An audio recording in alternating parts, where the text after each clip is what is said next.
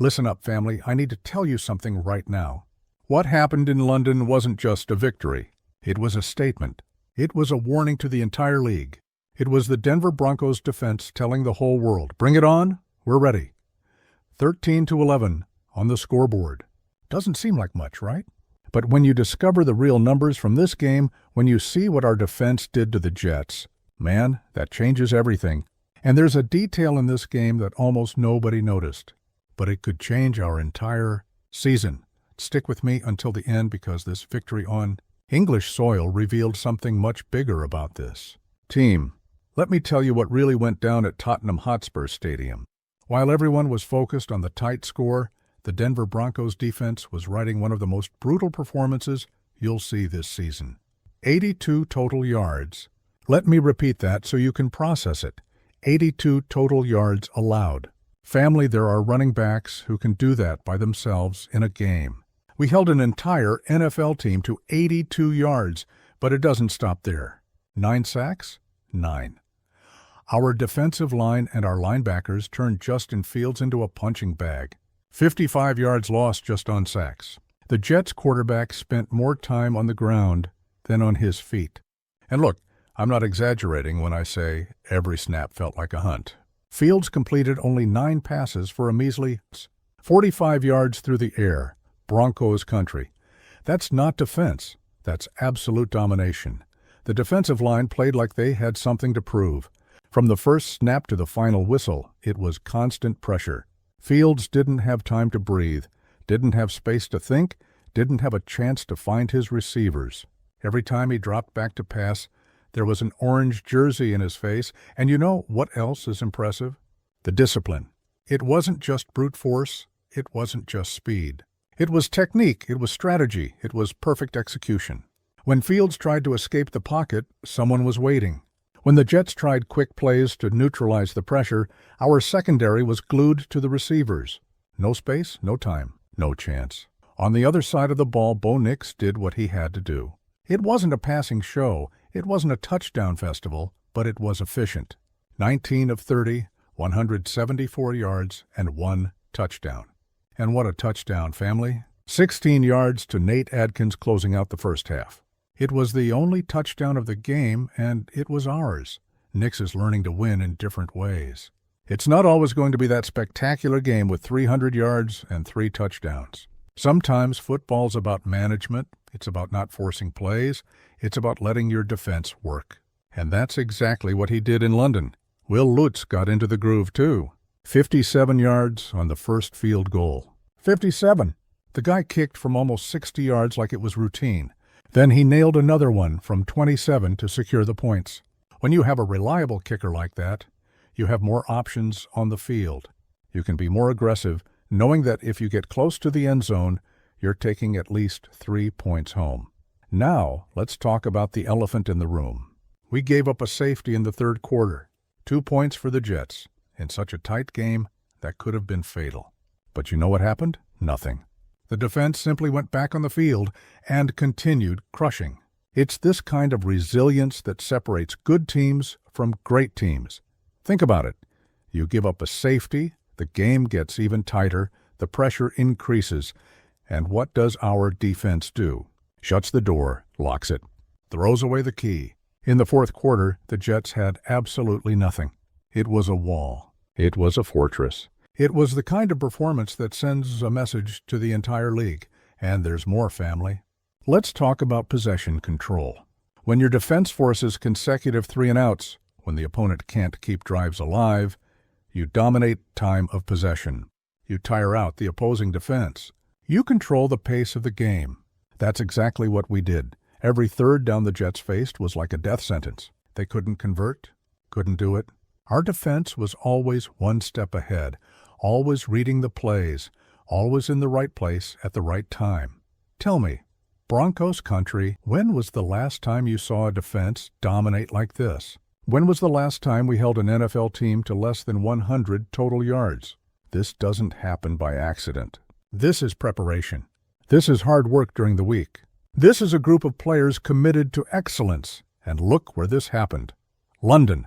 International soil, time zone difference, long trip. All the excuses were right there, ready to be used. But this team didn't want excuses. This team went there and imposed its will from start to finish. The atmosphere at Hotspur Stadium must have been electric. Imagine being a Jets fan, traveling to London thinking you're going to see your team compete, and what do you see?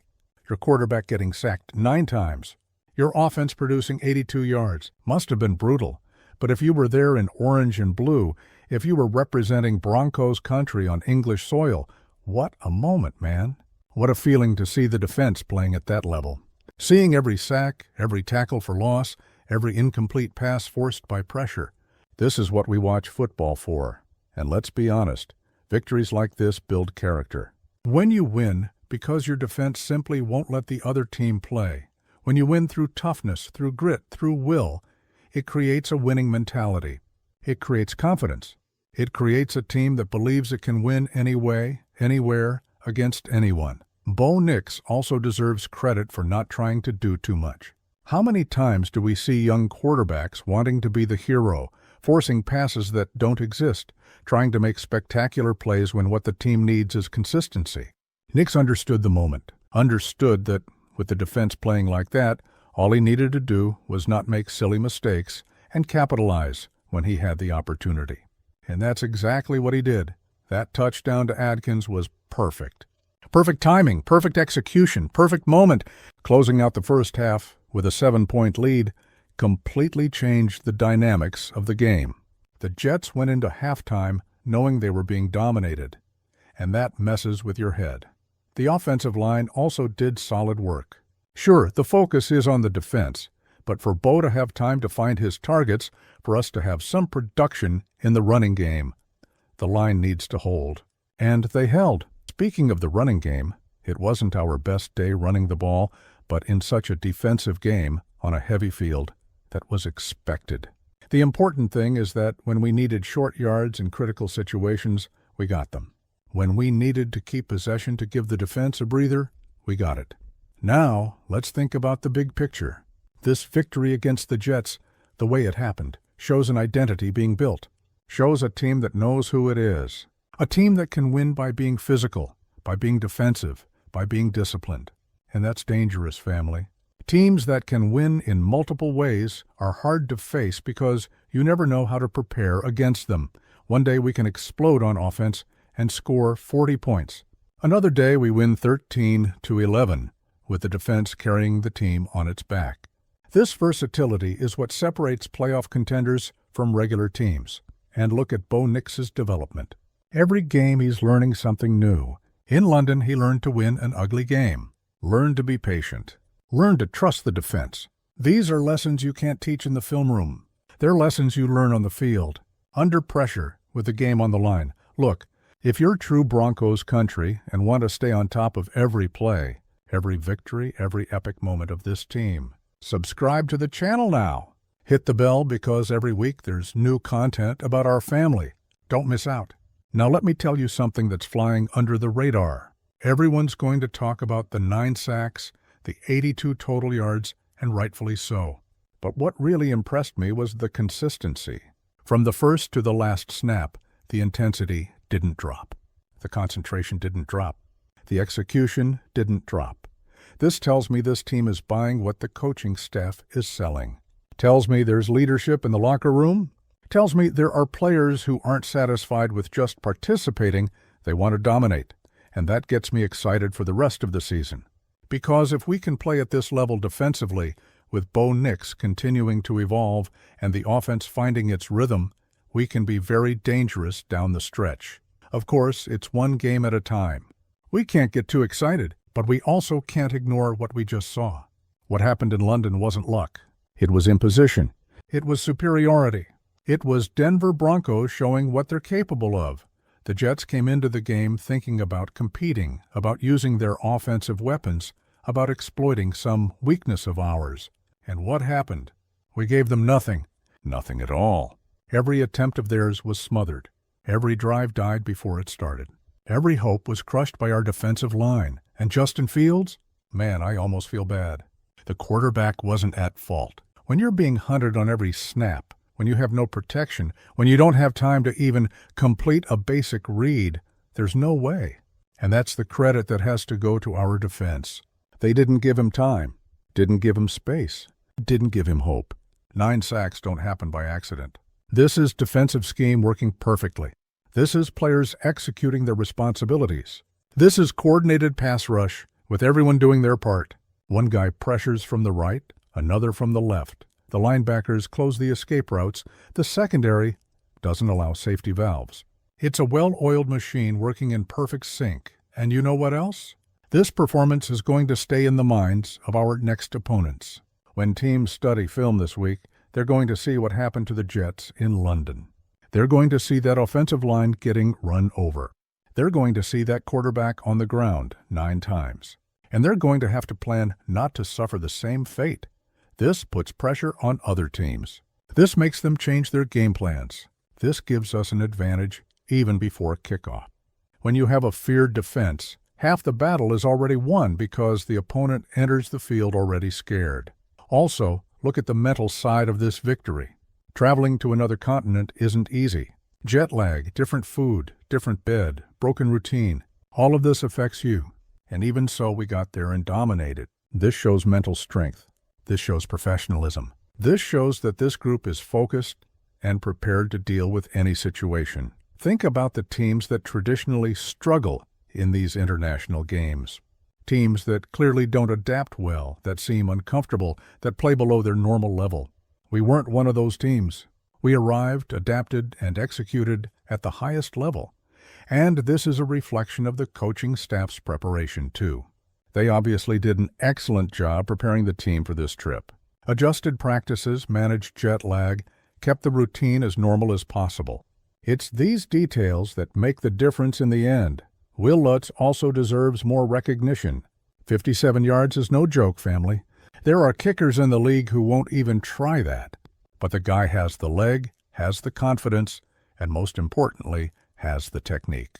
That field goal at the beginning of the game was crucial to establishing tone. Showed the Jets that we could score from anywhere on the field. And in the context of the game, those 6 points on field goals were the difference. Without them, we don't win. So while the defense receives the spotlight and deserves every second of it, we can't forget that Lutz did his job perfectly. The safety we gave up in the third quarter could have changed the momentum completely. In such a tight game, giving away 2 points for free is always dangerous.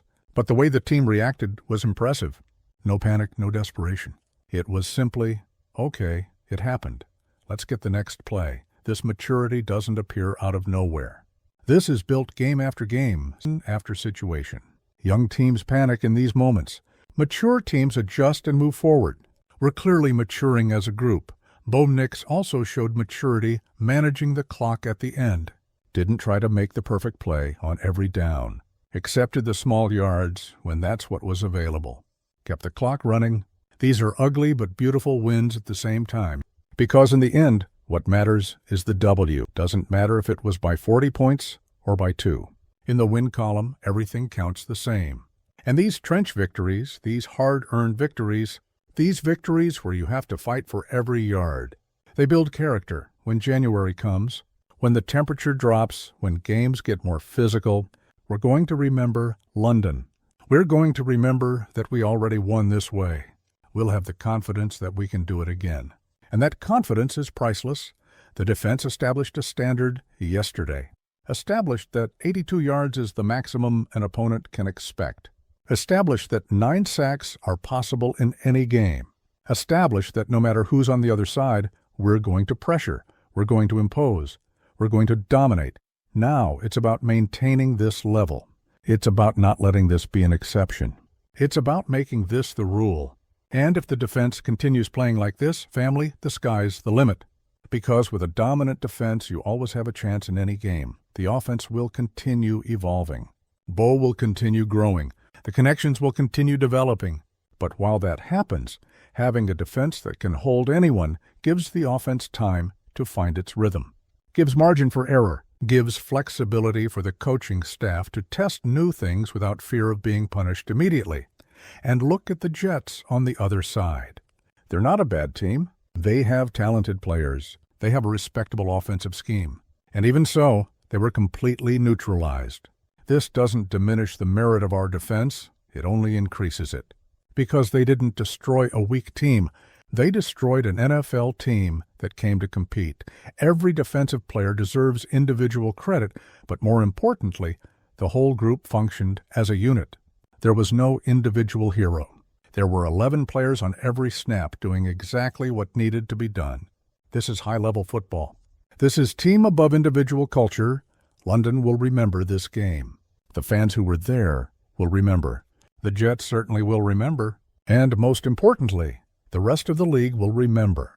Denver Broncos flew to England and put on a defensive clinic. So, Denver Broncos family, what did you think of this domination on English soil? Is this defense ready to take us far, or does it still need to prove more? Comment down below what you thought. Hit that like if you also got chills from those 9 sacks. Share it with that friend who needs to see the power of Broncos country. And stay tuned, because next week there's more analysis, more emotion, more Denver Broncos. Until next time, and remember, wherever we play, the family's together. Thanks.